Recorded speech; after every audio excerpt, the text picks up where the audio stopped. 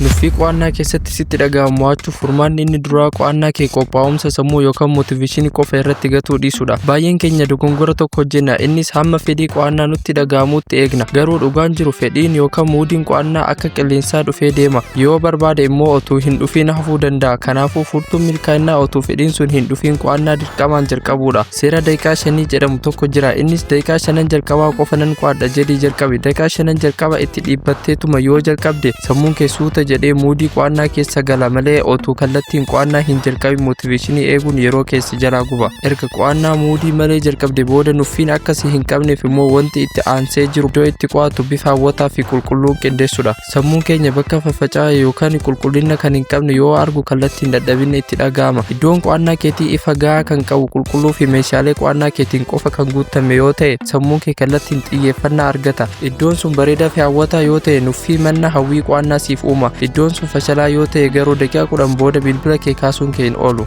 Erga iddoo kee mijeessitee qo'annaa jalqabdee booda nuffii dabalata ofirraa ittisuuf karaa itti barumsa sana itti fudhattu jijjiiruun baay'ee murteessaadha. Nuffiin kan dhufu kallattiin kitaaba irratti ija kee gubuu qofa yoo ta'edha. Furmaanni isaa teekinooloojii qo'annaa kee keessatti dabaluudha. Viidiyoo yuutuubii akka Quwee Akaadaamii fi The Secret Training Institution fa'aa fayyadamuun mata duree sitti jabaate bifa viidiyoo yoo ilaaltu sammuun kee wanta haaraa sagalee fi fakkii hawwataa waan argu nuffiin sirraa bada. Akka kanaan barumsi sun aktiif siif ta'a. Fakkeenyaaf herreega yookaan fiiziksii kitaaba irra qofa dubbisuu manna namni tokko otoo siif ibsuu ilaaluun sammuu kee akka hin nuffine godha. Garuu hubadhu yuutuubii yoo fayyadamtu viidiyoo qo'annaa qofa ilaaluu qabda malee gara viidiyoowwan bashannanaatti ce'uun distiraakshini fida. Gara biraatti nuffii kee mo'achuuf qo'annaa kee bifa hawaasummaa qabu jechuun hiriyoota kee warra qo'annaa jaalatan waliin qo'achuun kaka'umsa addaa siif kenna. Namni tokko qofaasaa yoo qo'atu nuffiin itti dhaga'amuun waan uumamaati. Garuu hiriyaa kee waliin yoo jirtu enerjii walirraa argattu. Yeroo hiriyaa kee waliin jirtu gaaffii wal gaafachuu, yaada sitti jabaate walitti himuu fi chaalenjii waliin uumuun qo'annaa kee bifa taphaatiin akka gaggeeffamu gargaara. Hiriyaa qo'annaa jaalatu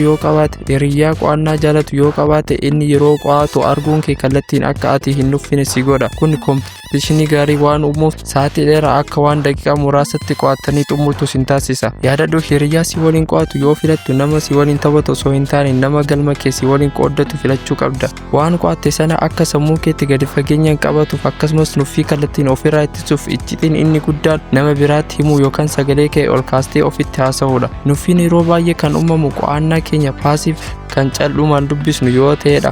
Garuu waan dubbiste sana akka waan nama biraa barsiisaa jirutti yoo ofitti himte sammuu kee kallattiin aktiiv muud keessa gala. Sammuun kee yeroo dubbattuu fi ibsitu nuffii yaaduuf carraa hin argatu. Sababni isaas dandeettiin kee inni kireetiif ta'e hojii irra waan jiruufi. Inni kun feemaan teekniik jedhamee beekama. Erga maatii baruutti barattoonni ciccimoon nuffii dhabanii osoo hin taane nuffii sana malaan mo'atanidha. Seera daqiiqaa 5 fayyadami jalqabi. Iddoo qo'annaa kee bifa hawwataan qindeessi. Teekinooloojii fi viidiyoo yuutuubii bifa smaart ta'een itti dabaladhu. Hiriyoota galma keessi waliin qooddatan waliin qo'adhu fi waan qo'atte hunda namaaf ibsu yookaan ofitti haasa'uu hin dagatin. Qorumsa intaraansiisitti dhiyaateefis ta'e qorumsa kutaaf nuffii malee qo'achuun qabxii ija kee hin amanne galmeessisuuf furtuun keeti. Qabxiin kees harka kee jira. Viidiyoon kun yoo si gargaare laayik gochuun na jajjabeesse. Akkasumas hiriyaa kee isa qo'annaa irratti nufuuf sheer godhiif. Barnoota kamtu hunda caalaa nuffii sitti fidaa koomenti irratti naaf barreessi. Furmaata isaa waliin ilaalla. Sabskiraayib gochuun maatii baruu YouTube ta'a. Nagaa tura.